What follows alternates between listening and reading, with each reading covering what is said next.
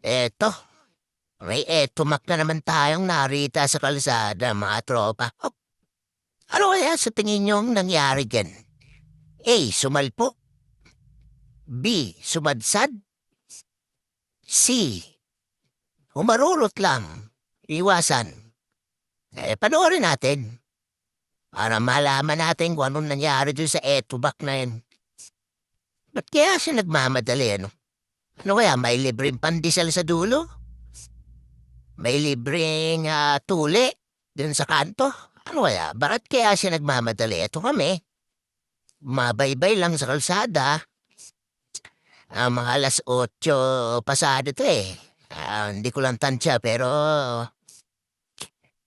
September 11 to ng umaga dito sa kahabaan ng Manila East Road, Binangonan. Ayan.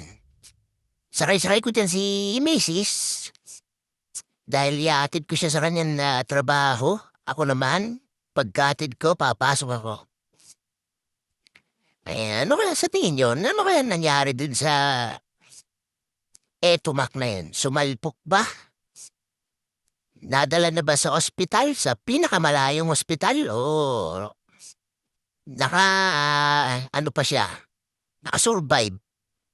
Malalaman natin dito sa video na to.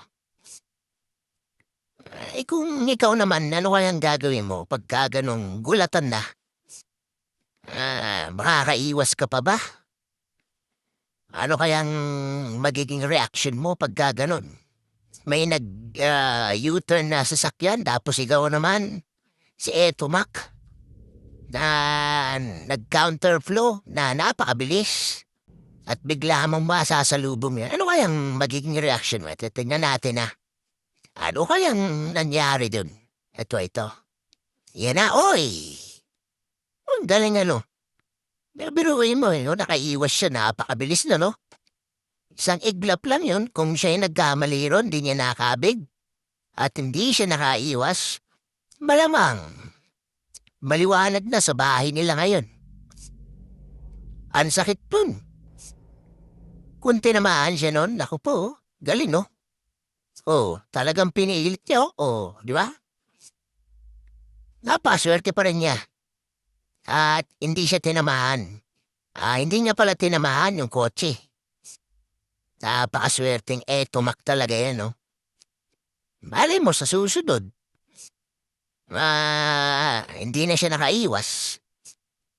Sana lang. Makaiwas siya ulit. Kaya mag-ingat-ingat kayo. Kung nasaan man kayo.